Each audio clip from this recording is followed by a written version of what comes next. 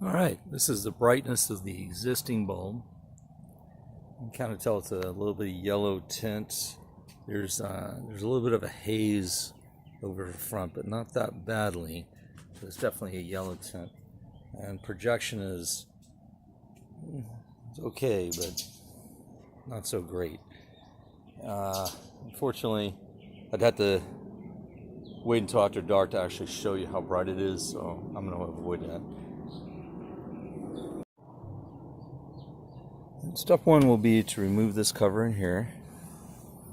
The way you remove this on a Lexus is you push the little button in and then pull it from behind is the easiest way. That way it comes right off in your hand. There's 4, and then you'll pop this cover right off. Comes right off.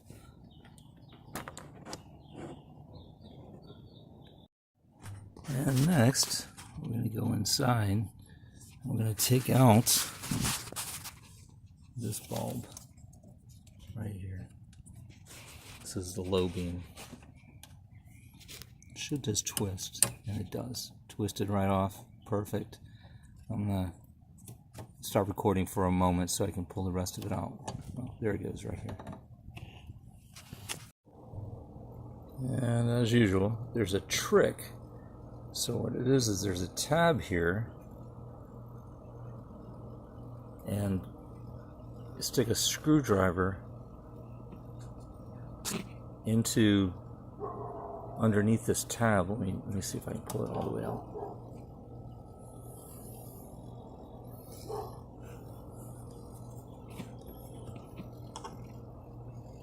And see that tab right there? So I had to take a screwdriver and gently pry it up to get it out.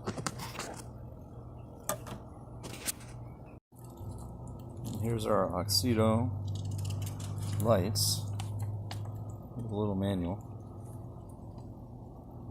I'm going to plug one in to see how it works. And an artifact that I did not expect. DOT approved. This is awesome. And I inserted it, and it turns about, let me see if I can get a picture of this.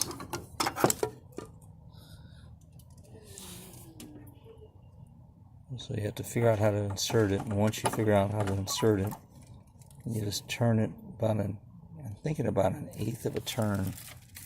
In my case, the wire is going straight down. And next we're going to hook up the cable. Cable is hooked up. Light is plugged in. Now we're going to test it before we wire it up. Alright. Trying to get in here so you can hear the fan.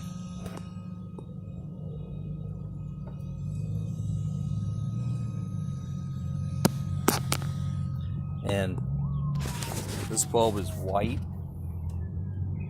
versus yellow. I don't know if it really doesn't really show up very well on the trying to get a focus here, but it's white versus yellow. Doesn't really show up very well on the video, but it's white.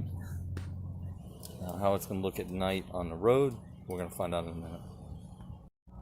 Installation is not exactly the reverse of the removal. What you have to do with these is you have to pop them out so they're popped out like that.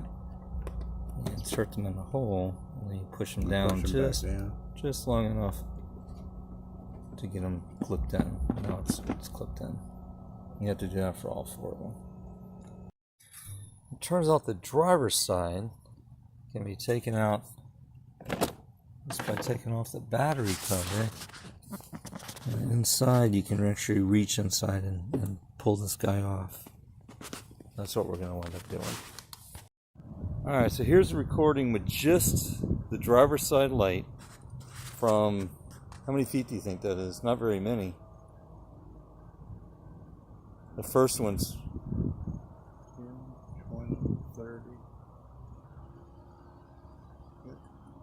we'll measure it off for you. But there's a second one down there that you can hardly see. Yeah. I'll be right back. This is just a measurement of how much deeper the fan is compared to the non-fan. This is important because some applications there's just not room enough behind the light. Alright, and this is the new bulbs in the second box. You can clearly see now. And I'm sure you can even see further than the second box. This is just with just the driver's side. I'm going to uncover the passenger side as well. Yeah, that's considerably brighter. Wow. I'm impressed. In the end, we had to take off this side panel. It's over top of the battery to be able to find a place to attach the cables and devices just so they don't wiggle. And although I didn't want to do this, in the end what we wound up doing was attaching the device and the connector to the existing wiring harness so it didn't flop around.